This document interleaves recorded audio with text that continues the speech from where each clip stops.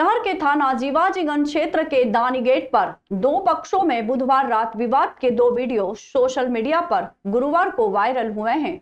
Video में दोनों पक्ष एक दूसरे पर जानलेवा हमला करते नजर आ रहे हैं। दोनों पक्षों से 3 लोग घायल हैं, जिनका जिला अस्पताल में उपचार जारी है। पहले वीडियो में दुकानदार को उसका पड़ोसी चाकू दिखाकर डरा रहा है और दूसरे वीडियो में चाकू दिखाने वाले के हाथ में तलवार है, जिससे वो दुकानदार अरुण चौरसिया और उसके 2 पुत्र अंकित और अतुल पर हमला कर रहा है। वहीं दुकानदार के पुत्र भी जवाब में लठ मारते दिखाई दे रहे हैं। सामने आया है कि ये मामला दरअसल जीवाजीगंज पुलिस को दानी गेट पर कपड़े की दुकान संचालित करने वाले 63 वर्षीय अरुण चौरसिया व उसके बेटों ने बताया कि पड़ोस में जो मकान है उसका मालिक सतीश व्यास आए दिन परेशान करता है, कपड़े दुकान पर डिस्प्ले नहीं करने देता है, कहता है कि मेरा मकान ढक जाता है। बीती रात शराब के नशे में उसने चाकू से धमकाया, फिर तलवार से हमला किया। दुकानदार ने बताया कि मेरे दोनों बेटों अतुल और अंकित को चोट आई है। वहीं सतीश व्यास ने भी पुलिस को शिकायत दर्ज करवाई कि घूर कर देखने की बात पर विवाद हुआ है, मुझ पर हमला किया गया। जीवाजीगंज पुलिस ने मामले में अरुण चौरसिया की शिकायत पर सतीश व्यास के विरुद्ध धारा 323, 324, 294, 506, 296, 351 भारतीय न्याय संहिता के तहत दर्ज किया है। वहीं सतीश व्यास की शिकायत पर आरोपी दुकान मालिक व उनके बेटों के विरुद्ध 323, 294, 115, 296 भारतीय न्याय संहिता के तहत दर्ज कर जांच शुरू कर दी है।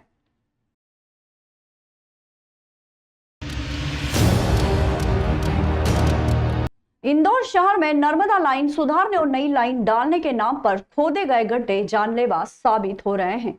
बारिश का पानी इनमें भरने से हादसे हो रहे हैं। अम्मार नगर में ऐसे ही पानी से भरे गड्ढे में एक बच्ची गिर गई और डूबते डूबते बची। इसका वीडियो इंटरनेट मीडिया पर वायरल होने के बाद नगर निगम घिरा गया है। वीडियो में नजर आ रहा है कि नगर निगम ने अम्मार नगर में सड़कों को बेतरतीब तरीके से खोद दिया है। जहां तहां गड्ढे नजर आ रहे हैं, इनमें बारिश का पानी भी जमा है। वीडियो में एक बुजुर्ग महिला और बच्ची गड्ढे से बचते हुए सड़क पार कर रही है। इस दौरान बच्ची गड्ढे की गहराई नापने के लिए पैर डालती है, लेकिन उसका पैर फिसल जाता है और वह डूबने लगती है। इस दौरान वहां से गुजर रहा एक व्यक्ति उसे देखता है और उसे खींचकर गड्ढे से बाहर निकालता है। वीडियो वायरल होने के बाद नगर निगम आलोचनाओं का शिकार हो रहा है, जिसके बाद आयुक्त शिवम वर्मा ने गड्ढे के आसपास सुरक्षा घेरा नहीं बनाए जाने पर सब इंजीनियर का वेतन काटने के साथ ही L&T कंपनी पर 1 लाख का जुर्माना लगाया है। देखिए, ये बहुत गंभीर मामला है। एक बच्ची जो कि एक वाटर सप्लाई का कार्य था, उसके खोदे हुए गड्ढे में गिरते गिरते बची और भगवान का शुक्र है कि वो सकुशल बाहर निकल आई। परंतु ये गंभीर घटना है। पूर्व में भी हम लोगों ने बारिश शुरू होने से पहले खास तौर से सभी जो हमारे कॉन्ट्रैक्टर्स हैं, चाहे वो वाटर सप्लाई के हों, ड्रेनेज के हों या जनकार के हों, सभी को हिदायत दी गई थी कि प्रॉपर बैरिकेडिंग करें, प्रॉपर संकेतांक लगाएं, जिससे इस तरह की घटनाएं ना हो सकें। और चूँकि ये वायलेशन हुआ है तो हम लोगों ने इसमें हमारे जो सब इंजीनियर हैं जिनकी मॉनिटरिंग होनी थी, उन पर भी हमने कार्रवाई की, उनका वेतन काटा गया है। साथ ही साथ जो L&T ठेकेदार जिनका ये कार्य था, उनके द्वारा ये कार्य में लैप्स किया गया, इसलिए उनके ऊपर 1 लाख रुपए की पेनल्टी लगाई है। और साथ ही साथ सभी लोगों को चेतावनी भी दी गई है कि भविष्य में इस प्रकार की पुनरावृत्ति ना हो और वो सभी लोग इसका ध्यान रखें। 3 करोड़ की लागत से बनने वाले पुलिया पर हो रहा था घटिया निर्माण, लोगों ने काम बंद करवाया। 3 करोड़ की लागत से बनने वाला पुलिया की खुली पोल, घटिया निर्माण किया जा रहा था। आसपास के किसानों ने निर्माण कार्य रुकवाया। रहवासियों ने पुलिया में खराब मटेरियल के उपयोग से बनाए जाने से नाराज थे, जिसको लेकर आज काम बंद करवाया। मामला गंधवानी और ग्राम खेड़ी बुजुर्ग को जोड़ने वाले इस बड़े पुलिया का है, जो कि गंधर्व नदी पर बनाया जा रहा है, जहां ठेकेदार द्वारा गुणवत्तापूर्ण कार्य नहीं किया जा रहा है। माह पहले भी इस पुलिया का निर्माण कार्य स्थानीय प्रशासन ने बंद करवा दिया था, लेकिन ठेकेदार सुनील गांधी और संबंधित विभाग की मिलीभगत के चलते फिर कार्य शुरू कर दिया। साइट पर मौजूद फील्ड इंजीनियर गजेंद्र मंडलोई ने कहा है कि शिकायत पर हमने फिलहाल निर्माण कार्य बंद करवा दिया है। यहाँ पूर्व सरपंच राम सिंह निगवाल ने बताया कि जनता का 3 करोड़ रुपया पहली बारिश में भी बह जाएगा। हर निर्माण कार्य जो प्रदेश में हो रहा है उसे लेकर माननीय मुख्यमंत्री मोहन यादव ने सख्त निर्देश दिए हैं, फिर भी अधिकारी बेखौफ होकर भ्रष्टाचार कर रहे हैं। यहाँ पहले जो RS का जो बना हुआ था उसको तोड़ दिया गया। उसके बाद इन्होंने ब्रिज जो बना यहाँ पे, ब्रिज बनने वाला तोड़ दिया गया। तो उसका जो ऑफिस बनाने का जो है यहाँ पे, तो यहाँ मिट्टी वगैरह सब निकाली करी, कहीं भी गई और ऐसे ही खड़े करते जाए सारे। नींव कितनी खुदी? नींव कुछ भी नहीं खुदी हुई है, मिट्टी भी नहीं निकाली गई यहाँ पे। हाँ, आप क्या चाहते हो? तो वापिस फिर ऐसा ही बना जाए जो पहले बना हुआ था, या बना को दिया जाए, खुद को बना दिया जाए। इंक्रीज का हुआ था क्योंकि ब्लास्टिंग कर नहीं सकते यहाँ पे अभी फिलहाल में, दिक्कत वो हो रही है। तो उसको इनका ऑब्जेक्शन है, तो हम लोग उसको और सॉल्यूशन करेंगे उसका जो भी है। अभी निर्माण कार्य चालू है कि बंद है? निर्माण कार्य अभी बंद करवा दिया गया है, लोगों का ऑब्जेक्शन हुआ तो। इनका कहना है कि जो सरी जितना खुदाई होना चाहिए उतनी हुई नहीं। हाँ तो ठीक है, हम उनको काम बंद करके इनकी सुन के और आगे करेंगे काम उसको। इंदौर नगर निगम के पोर्टल में आई तकनीकी खामी से जनता और निगम दोनों परेशान हैं। इस समस्या के चलते आवेदक और करदाता परेशान हैं। पोर्टल पर डेटा नहीं मिल पा रहा है, जिससे नागरिकों को अपने पुराने दस्तावेजों पर निर्भर रहना पड़ रहा है। इस तकनीकी खामी के कारण जनता को कई तरह की परेशानियों का सामना करना पड़ रहा है। करदाता और आवेदक अपने काम समय पर नहीं कर पा रहे हैं और कोई महत्वपूर्ण कार्य अटके हुए हैं। दरअसल इंदौर नगर निगम के ऑनलाइन पोर्टल में गंभीर तकनीकी खामी सामने आई थी, जिसके कारण पोर्टल पर डेटा उपलब्ध नहीं हो पा रहा है। इस समस्या के कारण आवेदक और करदाता पुराने दस्तावेजों पर निर्भर हो गए हैं, जिससे उनके कार्यों में बाधा आ रही है। इस मामले में निगम आयुक्त शिवम वर्मा का कहना है कि हम पोर्टल को लेकर शासन स्तर से दी गई SOP का पालन कर रहे हैं। प्रयास है कि लोग घर बैठे अपने दस्तावेज अपलोड कर सके ताकि उन्हें निगम नहीं आना पड़े। देखिए, पोर्टल में एक हम लोग को एक SOP दिया गया है कि ऐसे जो भी समस्याएं आती हैं उसके लिए एक निश्चित SOP भोपाल DODD संचालनालय द्वारा जारी किया गया है। हम लोग उसी के परिपालन में वो कार्रवाई कर रहे हैं कि अगर यदि किसी के पास कोई दस्तावेज है उसको देख कर हम लोग उन चीज़ों को चेक करके अपने पोर्टल को अपडेट भी कर रहे हैं। तो ये कार्रवाई चल भी रही है। हालाँकि हम लोग ये भी प्रयास कर रहे हैं कि कुछ ऐसी व्यवस्था पोर्टल पर हम लोग कर पाएँ अभी, जिससे कि उन जो हमारे करदाता हैं उनको आना भी ना पड़े, वो अपने उसको डॉक्यूमेंट को लोड कर दें। तो वो भी शायद संभवतः आज कार्रवाई वो उन्होंने पोर्टल पे इस तरह के फीचर्स दे दिए हैं। तो हम लोग अब आने वाले समय में हमारे करदाता को परेशान नहीं होना पड़ेगा और उनके अगर कोई पुराने दस्तावेज जिससे वो ये प्रमाणित कर सके कि हमने ऑलरेडी कर जमा किया है, तो उसको वो अपने ही लॉगिन से पोर्टल पे डाल देंगे, जिससे ये स्थिति फिर उनको आके परेशान नहीं होना पड़ेगा। और हम बिल्कुल प्रयास कर रहे हैं कि हमारे इंदौर के सम्मानित नागरिक बिल्कुल परेशान ना हो और वो अपना सुगमता से कर जमा कर पाएँ। बुधवार दिन दहाड़े जवाहर नगर चौराहे पर करीब दोपहर 12:30 बजे एक युवक कुणाल बैरागी उर्फ चीकू की गोली मारकर हत्या कर दी गई। मामला सनसनी की तरह पूरे शहर में फैल गया। वहीं इस घटना से पुलिस के भी होश उड़ गए। युवक संस्था राम का सदस्य था। इस घटना के बाद संस्था के सैकड़ों कार्यकर्ता सड़क पर उतर आए और जिला अस्पताल के सामने चक्का जाम कर हंगामा कर दिया। युवाओं का आक्रोश देखते हुए प्रशासन को भी भारी पुलिस बल तैनात करना पड़ा। करीब 2 घंटे तक इसी तरह सड़क पर हंगामा चलता रहा।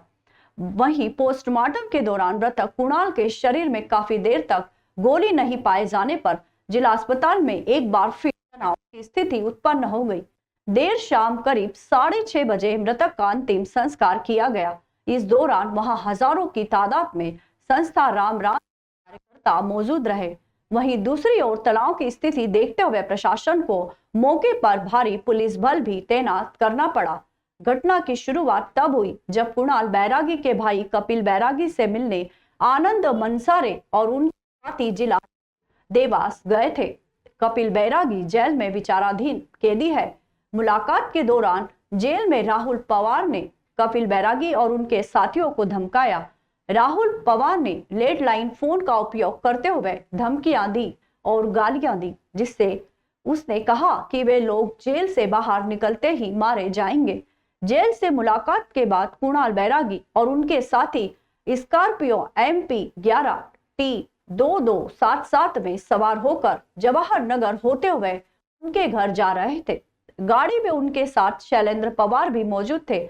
जब वे जवाहर नगर चौराहे पर पहुंचे, अमरीश प्रसाद और उसके साथी भावेश झाला, शिव रघुवंशी और टीम बना उर्फ कृष्णपाल सिंह ने उनकी कार रोकी। शुभम जो गाड़ी चला रहा था उसने कार रोक दी। सबसे पहले कुणाल बैरागी गाड़ी से उतरे और बातचीत के लिए अन्य लोग भी उतरे। तभी अमरीश प्रसाद ने कुणाल को सीने पर गोली मार दी। अमरीश ने पिस्टल को लोड कर भागते भागते गोली चलाई और हवाई फायर भी किया। घटना के बाद कुणाल को घायल अवस्था में एक निजी हॉस्पिटल ले जाया गया, जहां डॉक्टरों ने करीब 20 मिनट के इलाज के बाद कुणाल उर्फ चीकू को मृत घोषित कर दिया। एसपी जयवीर सिंह भदौरिया ने बताया कि प्राथमिक सूचना रिपोर्ट के आधार पर अमरीश प्रसाद, भावेश झाला, टीम बना उर्फ कृष्णपाल सिंह और शिव रघुवंशी पर हत्या के आरोप में BNS की धारा 103 के तहत प्रकरण दर्ज किया गया है। अमरीश पर पहले भी 4 आपराधिक प्रकरण दर्ज, मृतक कुणाल पर भी 17 आपराधिक प्रकरण दर्ज थे।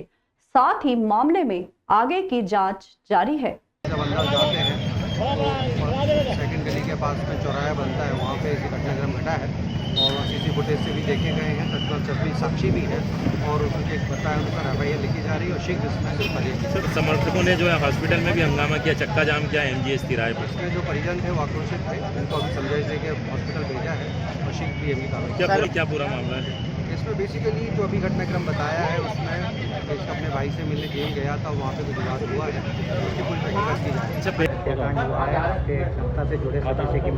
है। आज से 1.5 महीने पहले की बात है, 1.5-2 महीने की पहले की बात, जब मैंने प्रशासन को संज्ञान में डाला था किसी इस प्रकार का षड्यंत्र चल रहा है हमारे इसमें, और मैंने इन लोगों के नाम भी बताए थे। आज उसी घटना को इन्होंने अंजाम दिया है और ये भी देख के कि यार कहीं मैं हूँ उस गाड़ी, क्योंकि मेरी थी, उस गाड़ी में कुणाल आगे बैठा था और उसको आगे जैसे वो उतरा, उसको जब लगा कि यार मैं नहीं हूँ तो उसको उनने भागते हुए गोली मारी। इस व्यक्ति ने किसको गोली मारी? अमरीश प्रसाद और भावेश झाला और उसके साथ अन्य और लोग भी खड़े थे भाई। उज्जैन के टावर चौक पर स्थित बाबा साहब डॉक्टर भीमराव अंबेडकर की प्रतिमा को लेकर ताजा अपडेट यह मिल रहा है कि अब 9 फीट ऊंची कांस्य धातु से निर्मित मूर्ति यहां पर स्थापित की जाएगी, जिसके लिए समर्थकों की उज्जैन प्रशासन से चर्चा हो चुकी है तथा सहमति भी बन गई है। इस तरह की चर्चा आज दोपहर प्रतिमा स्थल परिसर में मौजूद विभिन्न संगठन के पदाधिकारी जो डॉक्टर अंबेडकर को मानने वाले हैं, उन्होंने चर्चा के दौरान बताया। इस बीच आज दोपहर प्रशासन को एहतियात के तौर पर ज्ञापन सौंपकर आरोपी पर सख्त कार्रवाई एवं नई प्रतिमा स्थापना की मांग भी की गई है। वर्तमान में जो बाबा साहब की प्रतिमा है वह करीब 9 फीट ऊंची है तथा 1984 में तत्कालीन मुख्यमंत्री अर्जुन सिंह के द्वारा एवं मंत्री राजेंद्र कुमार जैन की अध्यक्षता में अनावरण कार्य संपन्न हुआ था। चूंकि बुधवार दोपहर एक व्यक्ति द्वारा प्रतिमा का चश्मा तोड़ दिया गया, जिसके बाद देर रात प्रतिमा को नीले रंग के कपड़े से ढक दिया गया है। अब कांस्य धातु से निर्मित 9 फीट की ठोस मूर्ति इस स्थान पर स्थापित की जाने की बात पर सहमति बनी है, जिसकी लागत करीब 10 लाख रुपए बताई जा रही है। योग पुरुष आश्रम में 6 बच्चों की मौत और अस्वस्थता के मामले में प्रशासन ने बड़ा कदम उठाया है। कलेक्टर आशीष सिंह ने जानकारी देते हुए बताया कि योग पुरुष आश्रम में संक्रमण से बच्चों की मौत और अस्वस्थता के मामले की जांच के लिए एक उच्च स्तरीय कमेटी का गठन किया गया। इस कमेटी ने अपनी रिपोर्ट प्रशासन को सौंपी है। कमेटी की रिपोर्ट में एक बच्चे की मौत को छुपाने और कई अन्य अनियमितताओं का खुलासा हुआ है। रिपोर्ट में पाया गया है कि आश्रम में क्षमता से अधिक बच्चों को रखा गया था। इसके अलावा आश्रम में रहने वाले कई बच्चों में कालरा के लक्षण पाए गए हैं। इधर रिपोर्ट के आधार पर प्रशासन ने आश्रम संचालकों के खिलाफ शोकास नोटिस जारी किया है। प्रशासन ने संचालकों से 3 दिनों के भीतर जवाब मांगा है। यदि 3 दिनों में जवाब नहीं दिया जाता है तो उनके खिलाफ आपराधिक प्रकरण दर्ज किया जाएगा। जांच रिपोर्ट में यह भी उल्लेख किया गया है कि आश्रम में क्षमता से अधिक बच्चे होने के कारण बच्चों को शासकीय या अशासकीय संस्थाओं में शिफ्ट किया जाएगा। कलेक्टर आशीष सिंह ने इस बात की पुष्टि की है कि बच्चों में कालरा के लक्षण पाए गए हैं। उनकी सुरक्षा सुनिश्चित करने के लिए ये कदम उठाया जा रहा है। देखिए, जो संस्थान में घटना हुई थी उसको लेके कुछ स्तरीय जांच गठित करी गई थी, जिसमें IAS अधिकारी भी थे और प्लस हमने प्राइवेट डॉक्टर्स भी उसमें शामिल किए थे, जिससे कि सारे तथ्य सामने आ जाएं। जांच रिपोर्ट अभी अंतरिम आई है, लेकिन उसमें ये बताया गया है कि 29 और 30 तारीख को एक डेथ हुई थी और जिसकी डेथ की सूचना भी नहीं प्रदान करी गई और सीधा जो बच्चे के रिलेटिव्स थे उनको डेड बॉडी दे दी गई। अगर उसका PM होता या उसकी सूचना हो जाती तो शायद अगर इसी इन्फेक्शन से वो मृत्यु हुई होती तो पहले ही इस इन्फेक्शन को रोका जा सकता था। इसके साथ साथ कई अन्य जो इस प्रकार की कमियां हैं देखरेख से और संधारण से संबंधित, वो भी जांच कमेटी ने रेखांकित करी हैं। इस संदर्भ में 3 दिनों का एक शो कॉज नोटिस संबंधित संस्था को जारी किया गया है कि क्यों न उनके अगेंस्ट में विभागीय कार्रवाई और आपराधिक प्रकरण की कार्रवाई कराई जाए। उनका जवाब जब प्राप्त होगा उसके आधार पर फिर 3 दिन बाद आगे की कार्रवाई करी जाएगी। राज्य सरकार द्वारा अंतर्राज्यीय सीमा के RTO बैरियरों को दिनांक 30 जून की मध्यरात्रि से बंद करने का विरोध बुरहानपुर में प्रारंभ हो गया है। बुधवार को कलेक्टर कार्यालय में 150 से अधिक कर्मचारियों ने ज्ञापन देकर प्रदर्शन किया। बुरहानपुर मजदूर यूनियन अध्यक्ष ठाकुर प्रियांक सिंह ने कहा है कि राज्य सरकार को बैरियर बंद करने से पूर्व पूरे मध्य प्रदेश में कार्यरत 5000 कर्मचारियों के भविष्य के बारे में भी सोचना चाहिए था। उनके रोजगार की कोई वैकल्पिक व्यवस्था राज्य सरकार को करना चाहिए। हाल ही में जो मध्य प्रदेश सरकार ने निर्णय लिया है कि सारे बैरियर है वो बैरियर पॉइंट्स बंद करना, तो निर्णय लेने से पहले सरकार को जो कर्मचारी वहाँ कार्यरत हैं उनके बारे में भी सोचना था। आज हमारे बुरहानपुर ज़िले के अंदर जो 2-3 बैरियर है, लोनी बैरियर हो गया, इच्छापुर भोटा फाटा हो गया, तो ये हमारे 150-200 भाई लोग आए हैं। और इसके अतिरिक्त अभी मुझे जानकारी प्राप्त हुई कि 4,500-5 हज़ार पूरे कर्मचारी मध्य प्रदेश में कार्यरत हैं। तो ये 5,000 कर्मचारी ही नहीं बोलना चाहिए, इनके परिवार के सदस्य को भी अगर आप इंक्लूड करो तो 1 लाख के आसपास लोगों की रोजी रोटी आज इससे सब परेशान हुए। सर, ये जो है कि चेक पोस्ट बंद होने से हम प्राइवेट कर्मचारियों की नौकरी पे संकट आ चुका है और अभी हमें रोजगार की कोई व्यवस्था नहीं है। तो इसी संबंध में हम कलेक्टर महोदय से मिलने आए थे और ज्ञापन देने आए थे कि हमारे रोजगार की व्यवस्था की जाए और जो है कि यथागत जो हमारा बैरियर बंद है, जो प्राइवेट कर्मचारियों से जो बंद किया गया है उनको फिर से ड्यूटी चालू की जाए और जो हमारा पेमेंट है, जो हमारी जो बाकी चीज़ें हैं वो सारी चीज़ें हमारे बहाल की जाए। कितने कर्मचारी है? हम यहाँ पर 110 कर्मचारी है वहाँ पर। तो आपको बिना नोटिस दे निकाला गया? नहीं सर, नोटिस तो रात में उनको दे दिया गया, हमें नोटिस नहीं दिया गया है। बेरिल पर नोटिस भेजा गया है। कब से काम करते थे आप? हम वहाँ पर 10 साल हो गए सर हम काम करते हुए। क्या नाम है आपका? मनोहर बाब। आप क्या चाहते हो? हम चाहते हैं कि हमारा रोजगार बचाया जाए, हमें रोजगार मिले, क्योंकि हम बीमार हम ऐसी कंडीशन में कि हम यहाँ से हटकर कहीं पर काम नहीं कर सकते हो, क्योंकि मैं हार्ट अटैक का पेशेंट हूँ। मेरे घर में मेरी बीवी अपंग है, मेरे 2 बच्चे हैं, मैं इनको कहाँ से पालूंगा जब मेरा रोजगार चला जाएगा? तो अगर आपकी मांगे पूरी नहीं जाती तो अगला कदम क्या रहेगा? अगला कदम यही है कि बच्चों को और हमको आत्महत्या करनी है। कलेक्टर नीरज कुमार सिंह ने गुरुवार को सुबह महाकालेश्वर मंदिर में चल रहे निर्माण कार्यों का निरीक्षण किया है। कलेक्टर द्वारा महाकाल लोक के द्वितीय फेज के अंतर्गत चल रहे निर्माण कार्यों का अवलोकन किया गया तथा निर्धारित समय सीमा में कामों को पूरा करने के निर्देश दिए गए। भ्रमण के दौरान जानकारी दी गई कि नंदीहाल में नए मार्बल लगाया जाना प्रस्तावित है। कलेक्टर श्री सिंह द्वारा महाराजवाड़ा से मंदिर तक जोड़े जाने वाले टनल में चल रहे निर्माण कार्य और भगवान महाकालेश्वर के शिखर दर्शन के लिए बनाए गए परिसर का अवलोकन किया गया।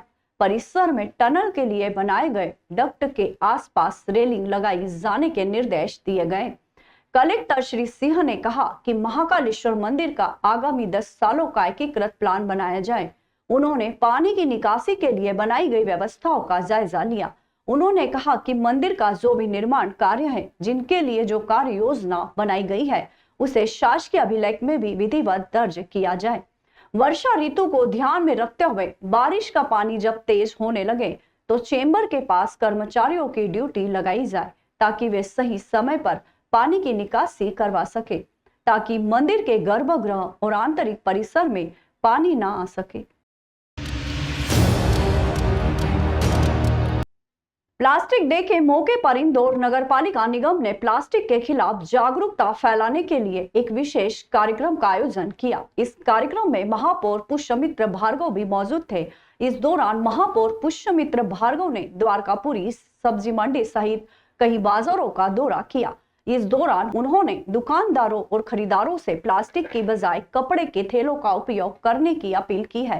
प्लास्टिक के उपयोग को कम करने के उद्देश्य से महापौर और नगरपालिका निगम की टीम ने स्थानीय बाजारों में कपड़े के थैलों का मुफ्त वितरण किया है। इस मौके पर उन लोगों को सम्मानित भी किया गया जो अपने साथ कपड़े की थैली लेकर आए थे। महापौर भार्गव ने बताया कि प्लास्टिक पर्यावरण के लिए बेहद हानिकारक है और इसे कम करने के लिए हर व्यक्ति को अपनी भूमिका निभानी चाहिए। उन्होंने सभी नागरिकों से आग्रह किया है कि वे रोजमर्रा की जिंदगी में प्लास्टिक के स्थान पर अधिक पर्यावरण मित्र सामग्री का उपयोग करें।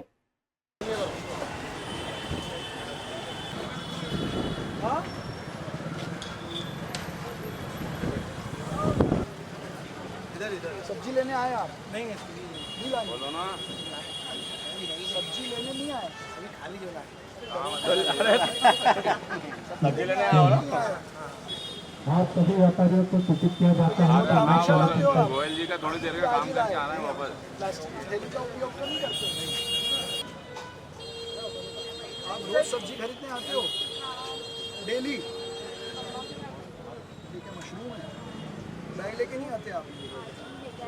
अब आप बैग रोज लेके आना जब भी सब्जी लेना। अरे इधर थोड़ा सा तो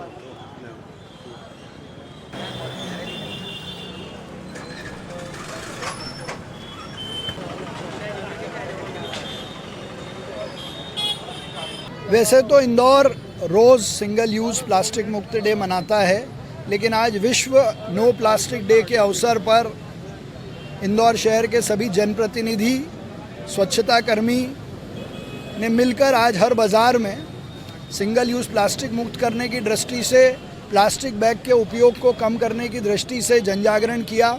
लोगों में कपड़े के झोले और जूट के झोले का बढ़ावा और प्रचलन बढ़ाने के लिए लोगों के साथ जनजागरण किया। जो लोग बाज़ार में घर से झोला लेकर आए थे उनका सम्मान किया पुष्पकली देकर।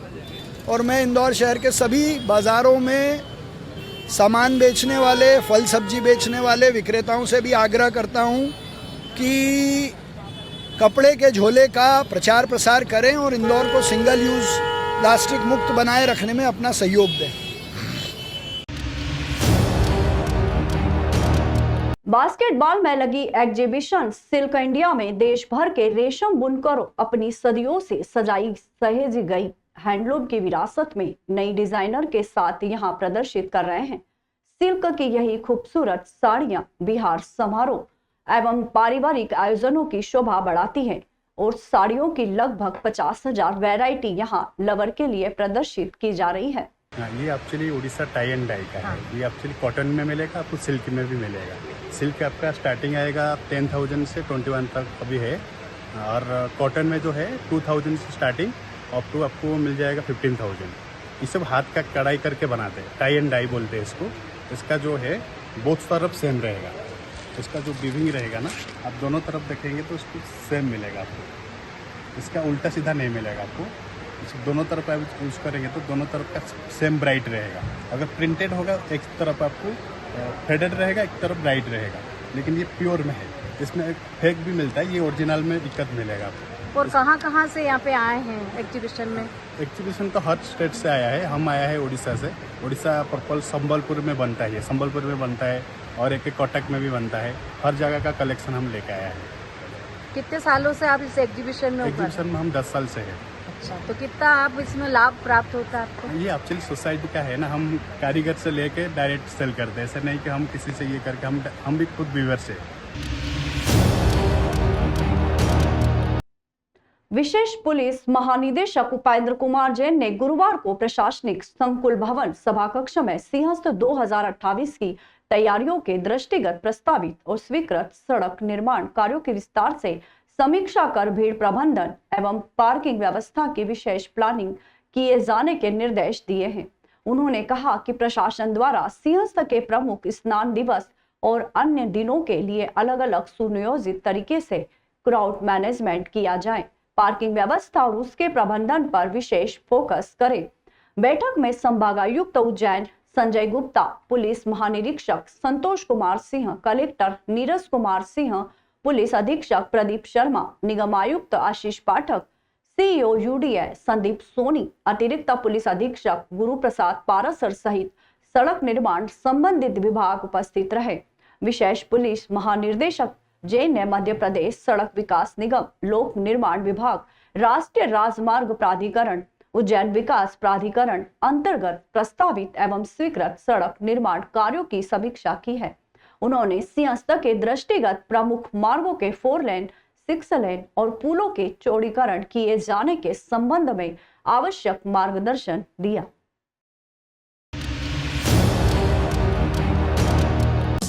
देश विदेश गांव शहर सब पे नजर, सबकी खबर, नया रूप है नए है रंग, सबको समेटे अपने संग।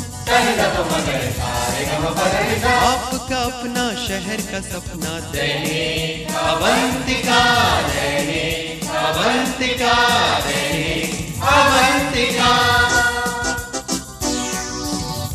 राजनीति फिल्मी बातें सब कुछ ही हम इसमें पाते, घर होटल ऑफिस या दफ्तर, क्लर्क प्यून या हो फिर अफसर, सबका चहेता सबका प्यारा दैनिक अवंतिका।